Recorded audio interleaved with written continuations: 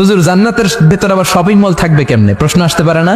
সহিহ মুসলিমের বর্ণনা, ইন্না ফিল জান্নাতি লাসুকান, জান্নাতের ভেতরে বিশাল এক শপিং মল থাকবে। এটা বোধহয় আমাদের বসুন্ধরা শপিং কমপ্লেক্সের মতো হবে, যমুনা ফিউচার পার্ক। দুবাইতে যে একটা আছে বিশাল শপিং মল, মালয়েশিয়ার মিড ভ্যালি, এগুলোর মতো হবে মনে হয়।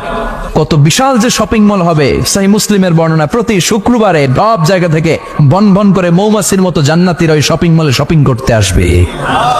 ইচ্ছে মতো দেদারসে পোশাক কিনবে, ইচ্ছে মতো শপিং করবে, টাকা দেয়া লাগবে না, ক্রেডিট কার্ড লাগবে না। সুবহানাল্লাহ পড়েন। ইচ্ছে মতো শপিং করবেন।